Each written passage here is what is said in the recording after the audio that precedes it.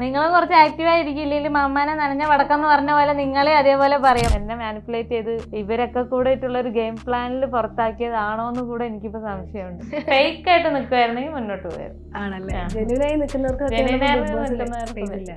നിൽക്കാൻ പറ്റിയ ഒരു ഗെയിം അല്ലല്ലോ. എന്താണെന്നുണ്ടെങ്കിൽ അത് എത്ര പൈസ തരാം എന്ത് തരാന്ന് പറയുകയാണെങ്കിലും എനിക്ക് എന്റെ സ്റ്റാൻഡിൽ നിൽക്കാൻ തന്നെ ഇഷ്ടം. അടി ഉണ്ടാക്കണവിടുത്ത് അടി ഉണ്ടാക്കണം, വേണ്ടാത്തടുത്ത് ഞാൻ നിൽക്കേണ്ട ആവശ്യമുണ്ടെന്ന് എനിക്ക് ഇതുവരെയായിട്ടും തോന്നിയില്ല. ഇത് സാധനം കിട്ടാൻ വേണ്ടി നമ്മൾ എന്ത് കൊടുത്താലും വെറുതെ കുരയ്ക്കണം എന്ന് പറഞ്ഞിട്ടാണെങ്കിൽ കുറച്ചുകൊണ്ടിരിക്കുന്നത്, നമ്മൾ എന്ത് കൊടുത്തിട്ട് കാര്യമില്ല, അത് അവിടെ കിടന്ന് കുരയ്ക്കും. എന്നിട്ട് അത് കുറച്ച് മതിയാകുമ്പോൾ അവിടെ ഇരിക്കും. നിങ്ങൾക്ക് ബിഗ് ബോസിൽ കിട്ടിയിട്ട് കോൾ വന്നിരിക്കുന്ന സമയത്ത് നിങ്ങൾക്കൊരു സ്പോൺസർ വരികയാണ് വേൾഡ് റൈഡിന് എന്തെങ്കിലും, നിങ്ങൾ ഏത് ചൂസ് ചെയ്യും? ഞാൻ വേൾഡ് റൈഡ് പോകും, ഷുവറായിട്ട് ഞാൻ വേൾഡ് റൈഡ് പോകും. ബിഗ് ബോസിനേക്കാളും എനിക്ക് ഇമ്പോർട്ടൻറ്റ് ട്രാവലാന്ന് ഞാൻ അവിടെ പറഞ്ഞിട്ടുണ്ട്. കാരണം അടി ഉണ്ടാക്കി അമ്മാരി ഫൈറ്റ് ഉണ്ടാക്കി തെറിയും അതും ഇതും പഠിച്ച് നേർക്ക് നിന്നിട്ട് ഇങ്ങനെ കാണിച്ചതിന് ശേഷം കുറച്ച് കഴിഞ്ഞിട്ട് എടാ ആ സാരപ്പെട്ടെ, നമ്മൾ ഇന്നത്തെ പ്രൊമോയ്ക്കുള്ള നമ്മൾ കൊടുത്തു, ഇന്നത്തെ കണ്ടന്റിനുള്ളത് നമ്മൾ കൊടുത്തു, ഓക്കെ ഇനി വാ.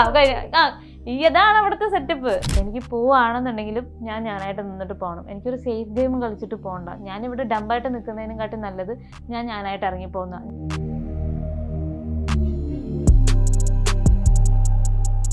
ബിഗ് ബോസ് നിഷാനയുടെ റിയൽ കുടുംബം എന്ന് നമ്മോടൊപ്പം ഉണ്ട്. ഇതാണ് ബിഗ് ബോസ് നിഷാനയുടെ ചെറിയ ഹാപ്പി ഫാമിലി. ഹായ്, എല്ലാവരും ഒന്ന് പരിചയപ്പെടുത്താമോ ആദ്യം? ഇത് ഇക്കാക്ക നിഹാല്, ഹായ്. ഇത് മൂത്ത മോള് നിഹ, ഇത് രണ്ടാമത്തെ ആള് ഇഷാന്, ഇത് മൂന്നാമത്തെ ആള് സിദ്ധാൻ. വിഷമത്തിലാണല്ലോ. കുറച്ച് ഡ്രസ്സൊന്നും മാറിയിട്ടില്ല, കുറച്ചൊരു ആറ്റിറ്റ്യൂഡ് ഒക്കെ ഉള്ള ഒരാളാണ്. എന്താണ് ഉമ്മ 13 ദിവസമാണ് നിങ്ങളെ വിട്ട് ബിഗ് ബോസ് ഹൗസിലുള്ളത്. നിങ്ങളെ വിട്ടിട്ട് ട്രാവലൊക്കെ ചെയ്യുന്ന ആളാണ്, പക്ഷെ ബിഗ് ബോസിൽ ഉമ്മ പോകുമ്പോൾ നിങ്ങൾ ലൈവായിട്ട് കാണുക എങ്ങനെയായിരുന്നു? സന്തോഷം ഉണ്ടായിരുന്നു ടി വിയിൽ ഇങ്ങനെ കാണുമ്പോൾ. കണ്ടോണ്ടിരിക്കുവായിരുന്നോ ലൈവായിട്ട്? എപ്പോഴും കാണുമായിരുന്നു. ആണോ? ഏറ്റവും കൂടുതൽ കാണുന്ന ആരാ? എല്ലാരും ഇരുന്ന് കാണും. അപ്പൊ ഒന്നാണ് മമ്മിയാണെങ്കിൽ അവിടെ വലിയ രീതിയിൽ ബഹളൊക്കെ നടക്കുമ്പോ അങ്ങനെ ഒഴിഞ്ഞു മാറിയിട്ടൊക്കെ നിൽക്കുമ്പോ നിങ്ങൾ ഇവിടുന്ന് ഇങ്ങനെ പറയാറുണ്ടോ? മമ്മൻ ഇങ്ങനെ നിക്കണേ, എന്നെ ആളാകെ മാറില്ലോ എന്നൊക്കെ. ഇവിടെ ആയിരുന്നെങ്കിൽ പൊരിച്ചേനെ അല്ലേ? പൊരിക്ക അങ്ങനൊന്നുമില്ല. എന്തായാലും ഇവിടെ ഭയങ്കര ആക്റ്റീവാ എപ്പോഴും. പക്ഷെ അവിടെ ഇപ്പൊ എല്ലാവരും ഇങ്ങനെ തല്ലുണ്ടാക്കൂലേ, ഇപ്പൊ എന്നെ അന്തം വിട്ട് നോക്കി വെക്കും മമ്മ. സീനൊക്കെ കാണിക്കും മമ്മയുടെ മുഖം. അതൊക്കെ കാണുമ്പോ ഞാൻ പെട്ടെന്ന് അന്തം വിടും, മമ്മൻ ഇങ്ങനെ നോക്കിക്കണേന്ന്. ആരതില് ശരിക്കും ബിഗ് ബോസ് ഫാൻ, കട്ട ഫാൻ ആരാ? ഇഷാനാണ്. ഇഷാന് എന്താണ് ഉമ്മാന്റെ പെർഫോമൻസിനെ കുറിച്ചിട്ട് പറയുന്നത്? മുന്നത്തെ സീസണൊക്കെ കണ്ടിട്ടുണ്ടോ? അപ്പൊ അതില് വെച്ചിട്ട് ഉമ്മ ഒരു കണ്ടസ്റ്റന്റ് ആയി വന്നപ്പോ നിങ്ങൾ കുറച്ച് ആക്റ്റീവായിരിക്കില്ലെങ്കിൽ മമ്മാനെ നനഞ്ഞ വടക്കെന്ന് പറഞ്ഞ പോലെ നിങ്ങളെ അതേപോലെ പറയും. അപ്പൊ ആക്റ്റീവാ ചാടി ആൻസർ ഒക്കെ പറ. അത്യാവശ്യം എനിക്ക് അത്യാവശ്യം നന്നായിട്ട് കളിച്ചു. പിന്നെ എല്ലാ സീസണിലും ഇതേപോലെ ഞാൻ അങ്ങനെ കണ്ടിട്ടില്ല ഇതേപോലെ കളിക്കുന്നത്. പക്ഷെ ഇതിൽ നന്നായിട്ട് കളിച്ചെന്ന് എനിക്ക് തോന്നുന്നു. ഈ സീസൺ ഇച്ചിരൂടെ ആക്റ്റീവ് ആണെന്നല്ലേ? ഉമ്മ അല്ലാതെ വേറെ ആരാ ഫേവറേറ്റ് കണ്ടസ്റ്റന്റ്? ഋഷി, ജിൻഡോ, അവരൊക്കെയാണ് ഫേവറേറ്റ്. അടിപൊളി. ഇപ്പൊ ഇക്കു എന്ന് പറഞ്ഞിട്ട് നമ്മൾ കണ്ടായിരുന്നു. എപ്പോഴും ഇക്കുവിനെ കുറിച്ചിട്ടൊക്കെ സംസാരിക്കുന്നൊക്കെ വാചാലമാവാറുണ്ട്. അപ്പൊ എങ്ങനെയാണ് റിയൽ നിഷാന? ഇങ്ങനെ തന്നെയാണ് ബിഗ് ബോസ് വീട്ടിലുള്ള നമ്മൾ കണ്ടുള്ള നിഷാന തന്നെയായിരുന്നു? റിയൽ നിഷാന അത് തന്നെയാണ്. അവിടെ പോയി സ്റ്റക്കായി പോയ ഒരു ഫീലിംഗ് എനിക്ക് ഫീൽ ആയി പോയിരുന്നു. ഒരു സ്റ്റാർട്ടിംഗ് ട്രബിൾ അല്ലേ? Starting trouble. പിന്നെ പവർ കിട്ടിയതിന്റെ ഒരു ചെറിയൊരു ഇതായിരിക്കും, കൺഫ്യൂഷൻ ആയിരിക്കും. പെട്ടെന്ന് ഒരു ഇത് കിട്ടി, ഇനിയിപ്പോ എന്താ ചെയ്യേണ്ടത്? ആർക്കും ഒരു ഗ്രൂപ്പ് പ്ലാനിങ് അവിടെ ഒരു ഇതില്ലല്ലോ. ഒരു സ്റ്റാർട്ടിങ്ങിൽ ഒരു ഒത്തൊരുമില്ലാത്ത പോലെ ആയിരുന്നു. അപ്പൊ അതിനുള്ളൊരു ഹാങ് ആയ പോലെ ഒരു ഫീലിംഗ് ഉണ്ടായിരുന്നു എനിക്ക്. ഇപ്പൊ ആദ്യ ആഴ്ചയിൽ തന്നെ ലാലേട്ടനോടൊക്കെ കയറി വലിയ ഡയലോഗൊക്കെ പറഞ്ഞു, ഇത് പന്തുകളിയാണ് വിചാരിച്ചു. അത് കേട്ടപ്പോ ഞാൻ ആകെ ഒരു ഇതായിപ്പോയി, എന്താ അങ്ങനെ പറഞ്ഞേന്ന്. ഇപ്പൊ പുള്ളി പറഞ്ഞല്ലോ, അങ്ങനെയാണെങ്കിൽ വീട്ടില് ഞങ്ങൾ സൗകര്യം ചെയ്തു തരാം, അവിടെ പോയി കളിച്ചോന്ന് പറഞ്ഞു. പിന്നെ അത് കഴിഞ്ഞപ്പോ ഞങ്ങൾ എല്ലാവരും ഒന്ന് ഇതായി പോയിരുന്നു, വിഷമം തോന്നി, ഡള്ളായി പോയായിരുന്നു. ഇനിയിപ്പോ അടുത്ത ആഴ്ച ഇനിയിപ്പോ നെക്സ്റ്റ് വീക്കിൽ ഇനിയിപ്പോ എന്ത് സംഭവിക്കും, എന്ത് ചെയ്യും? അപ്പൊ നോക്കിയപ്പോ കുറെ ടാസ്കുകൾ കിട്ടി. ആ ടാസ്കുകളിലൊക്കെ ഇവര് കയറി വന്നപ്പോ തന്നെ നമുക്ക് പുറത്തുനിന്നും ഇതുപോലുള്ള കമന്റുകൾ ഉണ്ടാവുമല്ലോ. ഇപ്പോ ഞാൻ വർക്കിന് പോണ സ്ഥലത്താണെങ്കിലും ഇപ്പൊ എന്താ നിന്റെ വൈഫ് ഇങ്ങനെ പെട്ടെന്ന് ഇതായി പോയെ, ഞാൻ പറഞ്ഞിങ്ങനെ അവിടുത്തെ ഒരു ഇത് അങ്ങനെയാണ്, അന്തരീക്ഷം അതാണ്, അതുകൊണ്ടായിരിക്കും. പക്ഷെ നെക്സ്റ്റ് വീക്കില് ആളൊന്ന് പിടിച്ചു കയറി വന്നപ്പോ തന്നെ എല്ലാരും പറഞ്ഞു അപ്പൊ ആള് സെറ്റപ്പ് ആയല്ലോ. പക്ഷെ ഞാൻ ആലോചിച്ചപ്പോ സെക്കൻഡ് വീക്കില് തേർഡ് വീക്കിലും കൂടി ആണെങ്കിലേ ആൾക്ക് ഇത്തിരി കൂടെ ഒന്ന് സെറ്റ് ആയി പോയെന്നാണ് എന്റെ ഒരു സ്റ്റാർട്ടിംഗ് ട്രബിളിന്റെ ഒരു ഇതുണ്ടായിരുന്നു അല്ലെ? ബാക്കിയുള്ളവരൊക്കെ ഓൾറെഡി നല്ല പഠിച്ച് ഗെയിം ഇതാക്കി എങ്ങനെ കൊണ്ടുവരണം എങ്ങനെ ചെയ്യണം എന്നുകൊണ്ട് ഫുൾ പ്ലാനിങ് ബാക്കിയുള്ളവര് എന്താന്ന് വെച്ചാല് അത് മൊത്തത്തിൽ അവിടെ ഒരു ഗ്രൂപ്പ് പ്ലാനിങ് പോലെ എന്താന്ന് വെച്ചാൽ പുറത്തുനിന്ന് വന്ന് എന്തൊക്കെയോ പ്ലാൻ ചെയ്തിട്ട് വന്ന ഒരു ഫീലിംഗ് പോലെ എനിക്ക് തോന്നി കേട്ടോ. നിങ്ങൾക്ക് കണ്ടപ്പോഴും തോന്നി പിന്നെ തോന്നിയില്ലേ അത് നമുക്ക് ഇതില് ടെലികാസ്റ്റ് ചെയ്തിരിക്കുന്നു, ടിവിയിൽ ടെലികാസ്റ്റ് ചെയ്തിരിക്കുന്നു, നമുക്ക് ലൈവില് കാണുമ്പോൾ നമുക്ക് മനസ്സിലാവും.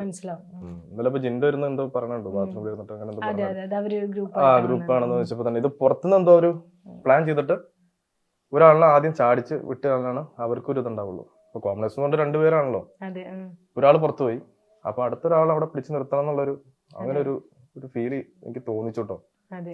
ചിലപ്പോ അങ്ങനെ എനിക്കടക്കം അവിടെ ഇരുന്നുകൊണ്ട് മനസ്സിലായില്ല. ഇപ്പൊ ജിൻഡോ ബ്രോ പറയുമ്പോഴാണ് എനിക്ക് കുറെ കാര്യങ്ങൾ ഇവിടെ ഇരുന്ന് കണക്ട് ആവുന്നത്.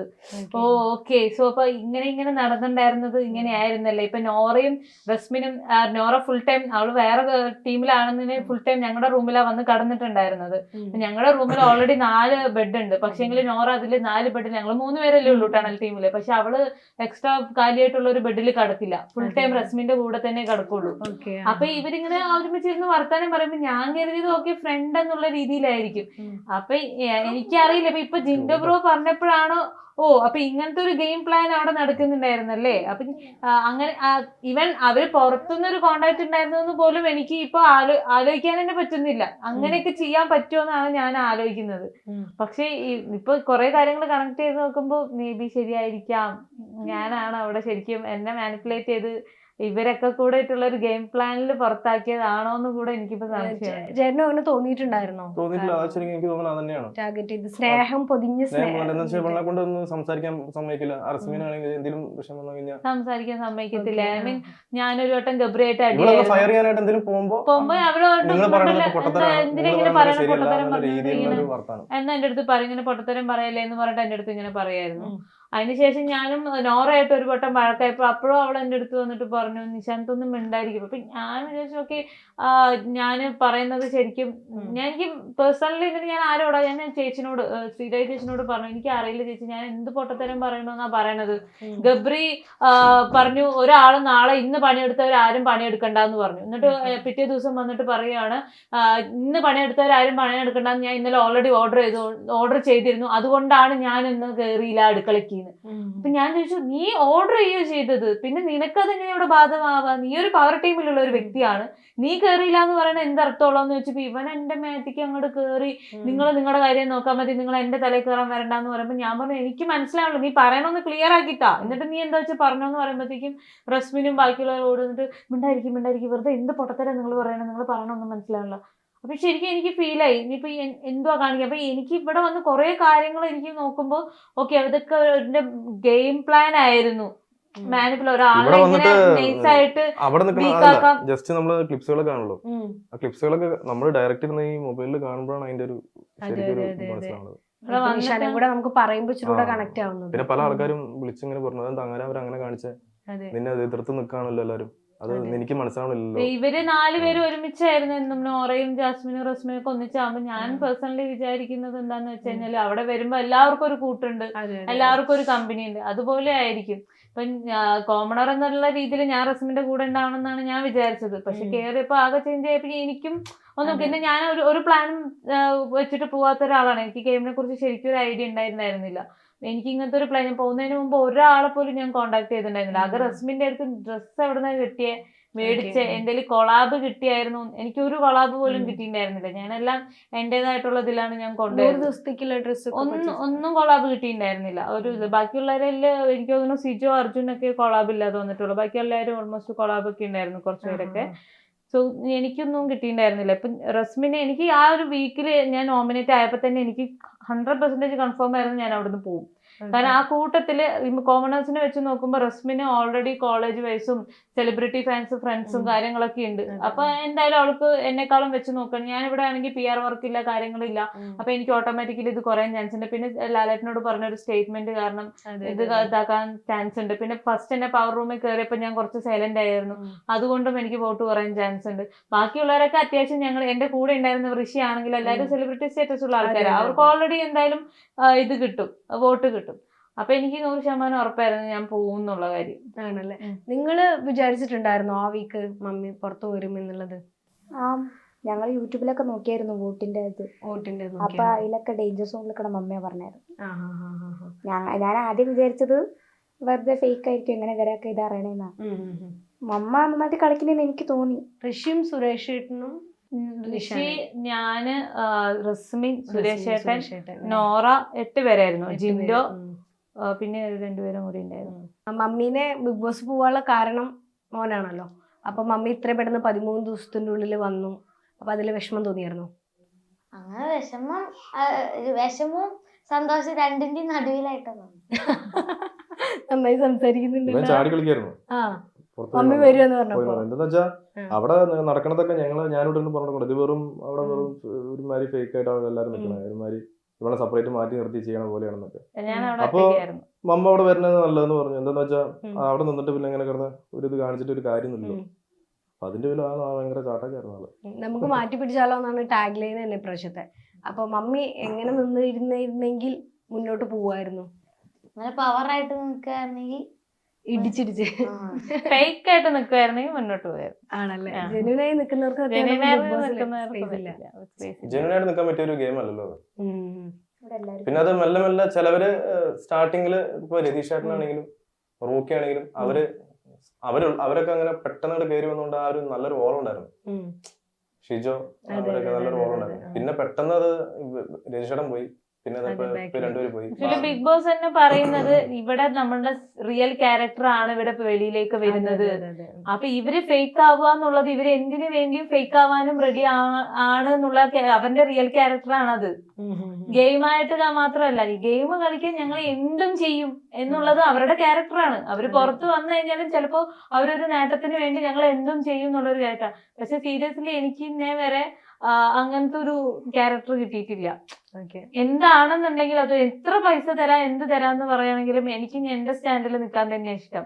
അടി ഉണ്ടാക്കണടുത്ത് അടി ഉണ്ടാക്കണം, വേണ്ടാത്തടുത്ത് ഞാൻ നിൽക്കേണ്ട ആവശ്യമുണ്ടെന്ന് എനിക്ക് ഇതുവരെയായിട്ടും തോന്നിയില്ല. ഞാൻ നല്ല രീതിക്ക് റിയാക്ട് ചെയ്യുന്ന ഒരു പേഴ്സൺ തന്നെയാണ്.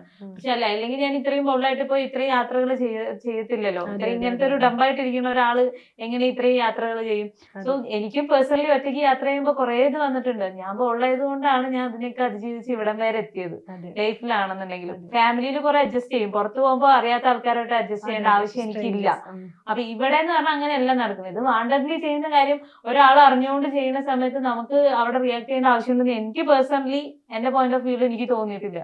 അവിടെ കടന്ന് കുറച്ചു നേരം ഒരു പട്ടി ഇപ്പൊ ഇത് സാധനം കിട്ടാൻ വേണ്ടി നമ്മൾ എന്ത് കൊടുത്താലും വെറുതെ കുറയ്ക്കണം എന്ന് പറഞ്ഞിട്ടാണെങ്കിൽ കുറച്ചുകൊണ്ടിരിക്കുന്നത്, നമ്മൾ എന്ത് കുറച്ചിട്ട് കാര്യമില്ല. അത് അവിടെ കിടന്ന് കുറയ്ക്കും, എന്നിട്ട് അത് കുറച്ച് മതിയാകുമ്പോ അവിടെ ഇരിക്കും. അത് ക്ഷീണിച്ച് കുറച്ച് മതിയാകുമ്പോ ഇപ്പൊ രതീഷേട്ടനൊക്കെ 2 ദിവസം തൊണ്ടയൊക്കെ പോയിട്ട് അവിടെ ഇരുന്നില്ലേ, കുറെ എല്ലാവരുടെയും സൗണ്ട് പോയി.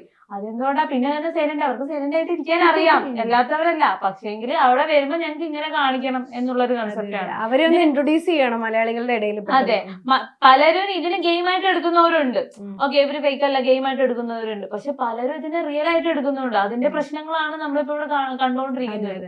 കാരണം ആ ഒരു ഗെയിമിന്റെ ഒരു സാധനം തന്നെ റിയാലിറ്റിയാണ്, നമ്മൾ റിയൽ ഇതെന്നുള്ളൊരു സാധനം.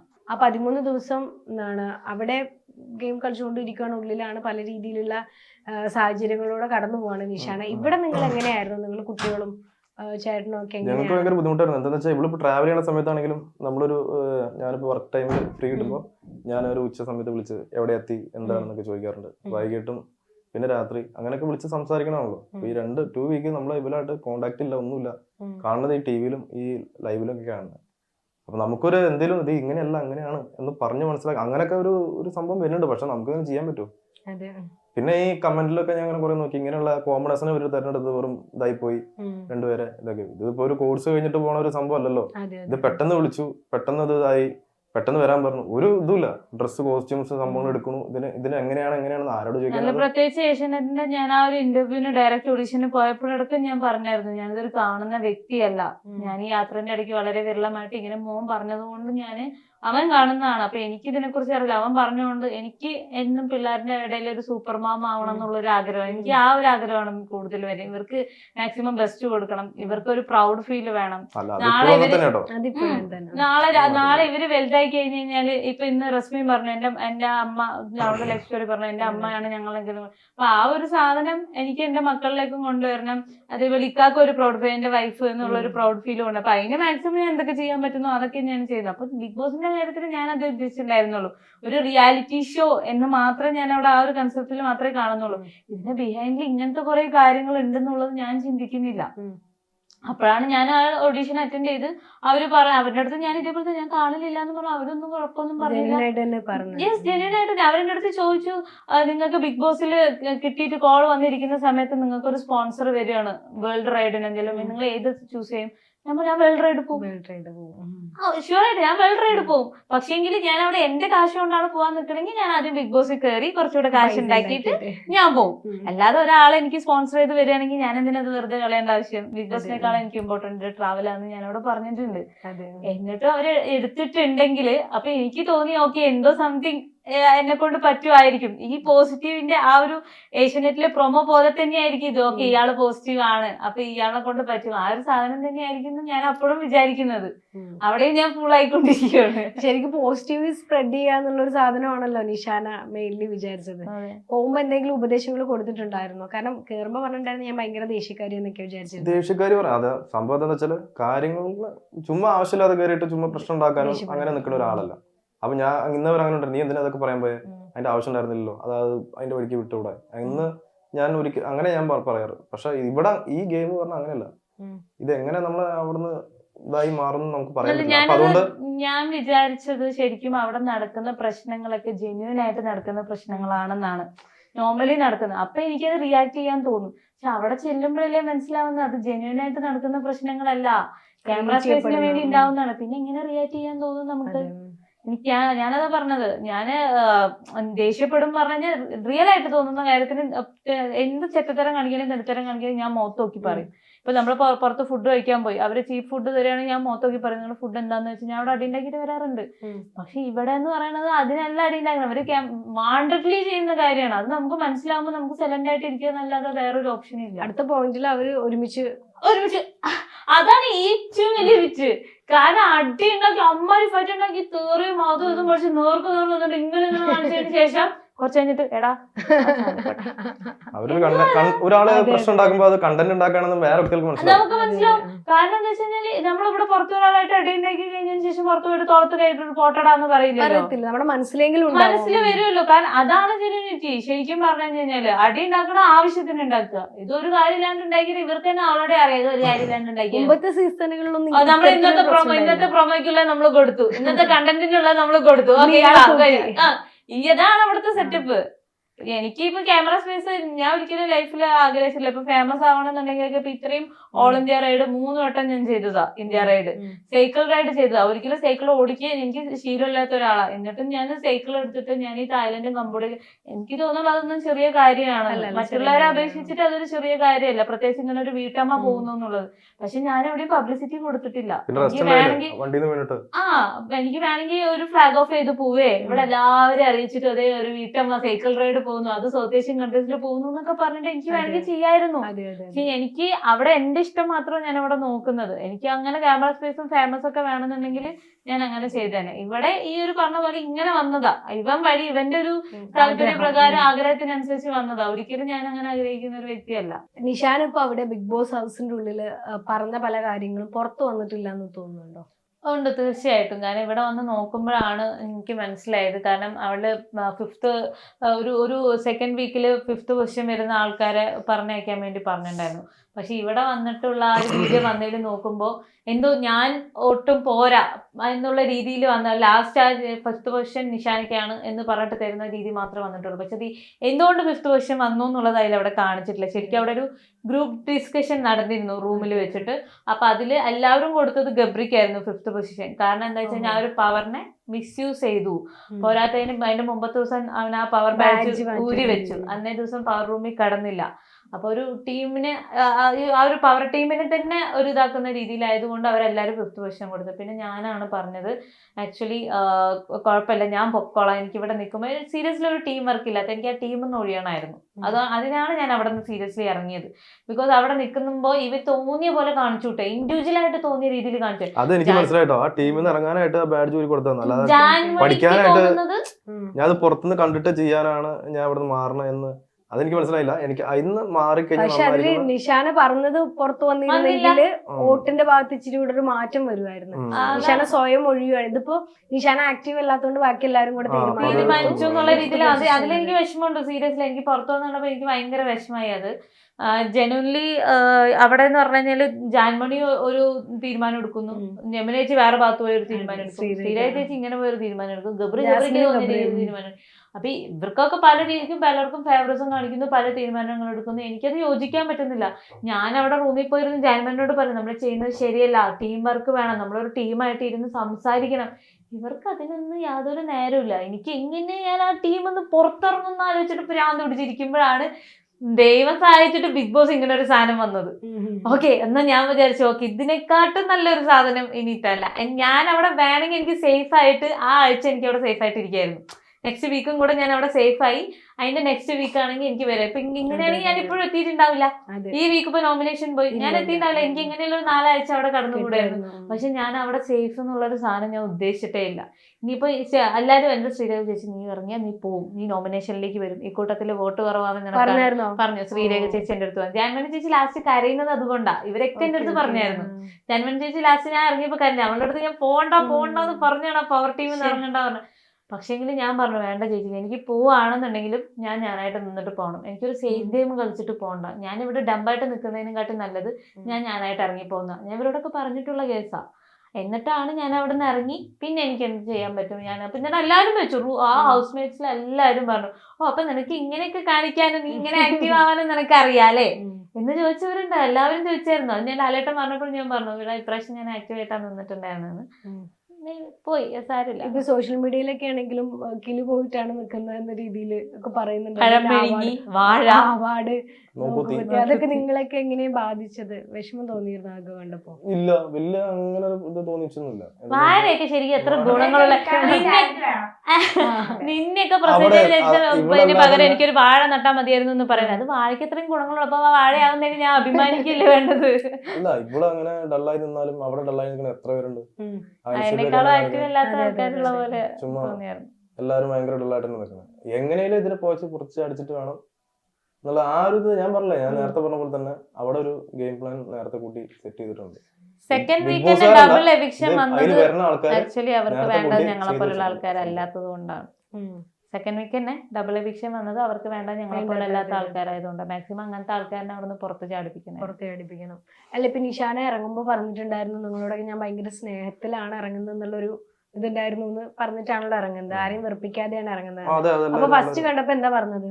നിഷാനെ കണ്ടപ്പോ ഫസ്റ്റ് എയർപോർട്ടിൽ വെച്ചിട്ട് കണ്ടില്ലേ വിളിക്കാൻ വന്നു ചെന്നപ്പോ? അപ്പൊ എന്താ ഞാനെല്ലാം മനസ്സിലൊക്കെ കരുതി വിട്ടില്ലേ അവളെ വിഷമിപ്പിക്കാനായിട്ട് നീ എന്ത് പണി കാണിച്ചേ, നീ ഇങ്ങനെ നിന്ന് ശരിയായില്ല എന്തെങ്കിലും പറഞ്ഞായിരുന്നു? വന്നിട്ട് ഒന്നും പറഞ്ഞില്ലല്ലോ. അത് അവിടെ കണ്ടപ്പോൾ കണ്ടതും ഓടിപ്പോയി കെട്ടിപ്പിടിച്ചു. കണ്ട സന്തോഷമായിരുന്നു, ഒന്നും വേണ്ടിയില്ല. പിന്നെ മീഡിയക്കാരും അങ്ങനെ ആരും അറിയിച്ചിട്ടുണ്ടായിരുന്നില്ല. അതുകൊണ്ട് മീഡിയക്കാരുണ്ടായിരുന്നില്ല. ഞങ്ങള് അപ്പൊ തന്നെ വണ്ടി അതാണ് ഒരു അണ്ടർസ്റ്റാൻഡിങ് ആ വേണ്ടത്. അവർക്ക് മനസ്സിലായി എന്തുകൊണ്ടാ ഇങ്ങനെ നിൽക്കുന്ന ഒരാൾ അവിടെ പോയിട്ട് ഇങ്ങനെ ആവണം എന്നുണ്ടെങ്കിൽ എന്റെ ലൈഫ് ഞാൻ പറയും ചെയ്തോട്ടോ, വണ്ടിയിൽ അങ്ങനെ ഒരു സ്ഥലത്ത് നിൽക്കാണ്ടിരുന്നിട്ട് നീ ഇങ്ങോട്ട് വന്നത് നന്നായി എന്നാണ് ഞാൻ പറഞ്ഞത്. എന്താന്ന് വെച്ചാൽ ഞാൻ ലൈഫിൽ ആദ്യമായിട്ട് എങ്ങനെ നിൽക്കുന്നത് എന്റെ ജീവിതത്തിൽ ഞാൻ ഇത്രയും അവിടെ കൺട്രോൾ ചെയ്തിട്ട് നിന്നതെന്ന് എനിക്ക് നന്നായിട്ട് മനസ്സിലായി. നല്ലപോലെ കൺട്രോൾ ചെയ്തിട്ട് അവിടെ നിന്നിട്ടുള്ളതെന്ന് മനസ്സിലായി. ഞാൻ അതാ പറഞ്ഞ ലാസ്റ്റ് ലാലേട്ടൻ്റെ അടുത്ത് ഇറങ്ങുമ്പോ എങ്ങനെ കൺട്രോൾ ചെയ്യാന്നുള്ള കാര്യം ഞാൻ പഠിച്ചു. ഇവിടെ നിന്ന് എനിക്ക് ആകെ കിട്ടിയൊരു ഇതാണ്, ഇതുപോലത്തെ ഇറിറ്റേറ്റ്സിന്റെ ഇടയിൽ എങ്ങനെ നമുക്ക് നമ്മളെ സ്വയം കൺട്രോൾ ചെയ്യാം എന്നുള്ള ഒരൊറ്റ ലെസണെ ഞാൻ അവിടെ നിന്ന് പഠിച്ചോളൂ. എനിക്ക് ഇത്രയും കൺട്രോൾ ചെയ്യാൻ പറ്റൂലേ എന്ന് എനിക്ക് മനസ്സിലായത് അവിടെ. അല്ലെങ്കിൽ ഒരുപാട് സ്ട്രഗിൾ ഒക്കെ ചെയ്ത് വന്നുള്ള ഒരാളാണല്ലോ. ഇപ്പൊ ലൈഫ് സ്റ്റോറി കേൾക്കുമ്പോൾ തന്നെ നമുക്ക് എല്ലാവർക്കും ഇൻസ്പയർ ചെയ്യുന്ന രീതിയിൽ ഇപ്പൊ ഒരു നിങ്ങൾ രണ്ടുപേരും കൂടെ ഒരു ഫാമിലി കെട്ടിപ്പടുത്തു. അപ്പോ അത്രയും സ്ട്രഗിൾ ചെയ്തുള്ള ഒരാളുടെ ഒരു 13 ദിവസം ഇത്തരത്തിലുള്ള ആൾക്കാരുടെ കൂടെ നിന്നു, അതിജീവിച്ചു. അപ്പൊ ഇതിൽ ഏറ്റവും ടെറിബിൾ ആയി തോന്നുന്ന ഏതാണ്? രതീഷ് ചേട്ടൻ ആ ഒരു ഫസ്റ്റ് വീക്ക് തന്നെയായിരുന്നു എനിക്ക് ഭയങ്കരമായിട്ട്.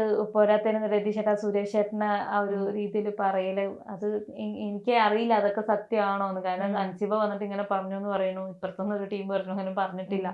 റോക്കി വന്നിട്ട് പറയുന്നുണ്ട്, രതീഷ് ചേട്ടൻ പറയുന്നുണ്ട്, ഞാൻ കേൾക്കുന്നില്ല. അപ്പൊ അത് കഴിഞ്ഞിട്ട് റോക്കി വന്നിട്ട് ഒരു മോർണിംഗ് ടാസ്കിൽ പറയണ അൻസിബന്റെ അടുത്ത് അത് അൻസിബ എടുത്തിട്ടതാണ്, കയ്യിൽ നിന്ന് എടുത്തിട്ടാണ്, അങ്ങനെ ഒരു വാക്ക് രതീഷ് ചേട്ടൻ പറഞ്ഞില്ല. അപ്പൊ ഞങ്ങൾക്ക് തന്നെ അവിടെ നിന്ന് കൺഫ്യൂഷൻ, ഏതാ സത്യം? അൻസിബ ഇങ്ങനെയും പറയുന്നു, അതേ വീട്ടിലുള്ള ഒരാള് അവരുടെ കൂടെ ഉള്ള റോക്കി തന്നെ ഇങ്ങനെയും പറയുന്നു.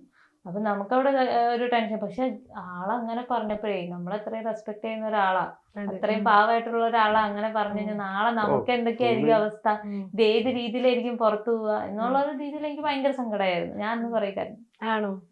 ഈ സുരേഷ് ചേട്ടനൊക്കെ കോണ്ടാക്ട് ചെയ്തിരുന്നോ? ആ പിന്നെ കോണ്ടാക്ട് ചെയ്തിരുന്നു. ആ ചേട്ടാ ഇറങ്ങി അപ്പൊ തന്നെ വിളിച്ചു അന്ന് രാത്രി തന്നെ വിളിച്ചായിരുന്നു റൂമിലിരുന്നു.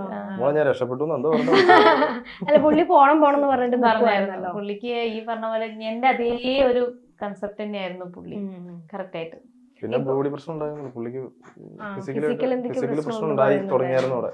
ഇപ്പൊ എന്താ പറയാ, തുടർന്ന് നിന്നിരുന്നെങ്കിൽ ഇപ്പൊ ഈ ഒരു കഴിഞ്ഞൊരു വീക്ക് എന്നൊക്കെ പറഞ്ഞു കഴിഞ്ഞാൽ ഭയങ്കര കോംപ്ലിക്കേറ്റഡ് ആയിട്ടാ പോകുന്നത്. അടി ബഹളം, പിന്നെ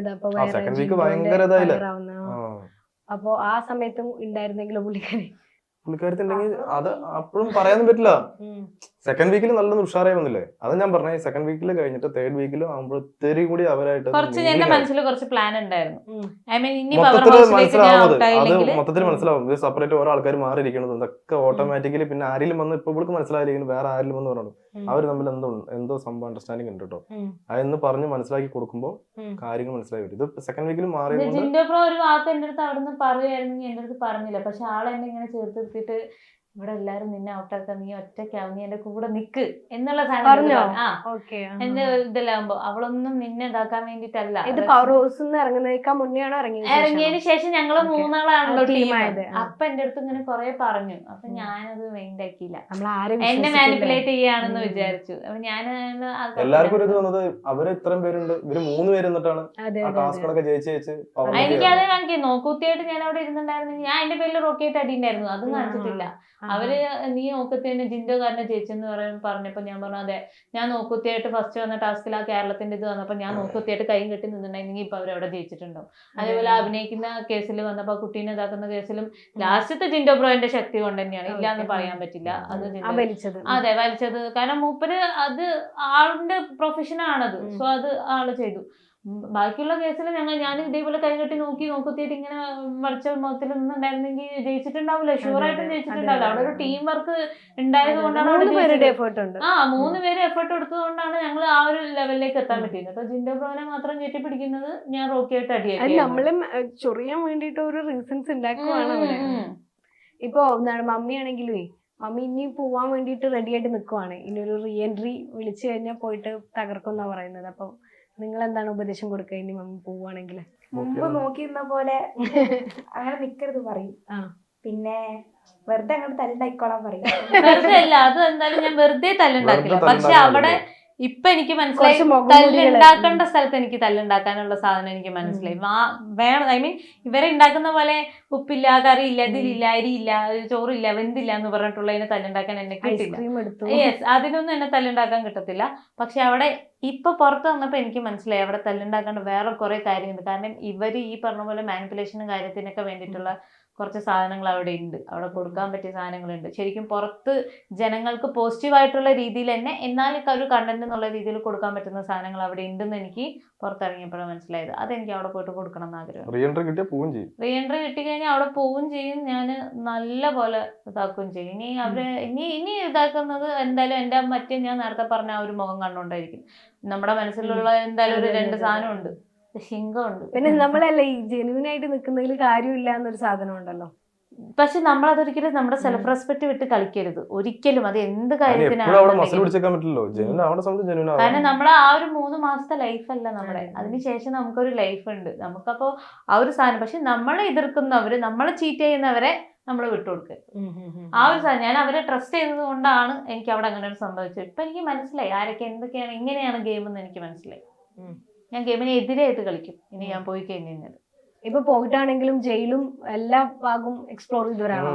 ജയിലും ബാക്കിയുള്ള പോയവർക്കൊന്നും രതീഷേട്ടനെ നല്ല കണ്ടസ്റ്റന്റ്, പക്ഷെ അതൊന്നും എക്സ്പ്ലോർ ചെയ്യാൻ പറ്റും. ഞാൻ പവർ റൂമിൽ കയറി ആ ക്യാപ്റ്റന്റെ ബെഡ് കയറി കിടന്നിട്ടുണ്ട്. അതുപോലെ തന്നെ ജയിലും ഞാൻ എക്സ്പ്ലോർ ചെയ്തിട്ടുണ്ട്. മൊത്തത്തിൽ എക്സ്പ്ലോർ ചെയ്തിട്ടാണ് വന്നത്. ബിഗ് ബോസ് ഹൗസ് തന്നെ മൊത്തത്തില്. ഓക്കെ, അപ്പോൾ വളരെയധികം സന്തോഷം. നിങ്ങൾ കുടുംബത്തോടു കൂടി എല്ലാ വിശേഷങ്ങളും സംസാരിക്കാൻ. അപ്പോൾ ഒരുപാട് ഇനിയുള്ള ജീവിതത്തിൽ ഒരുപാട് നല്ല കാര്യങ്ങൾ സംഭവിക്കട്ടെ. ബിഗ് ബോസിൽ റീ എൻട്രി വരട്ടെ. ഇനി വേറൊരു മുഖം നമുക്കും കാണാൻ പറ്റട്ടെ. എല്ലാവർക്കും ആശംസകൾ. Thank you.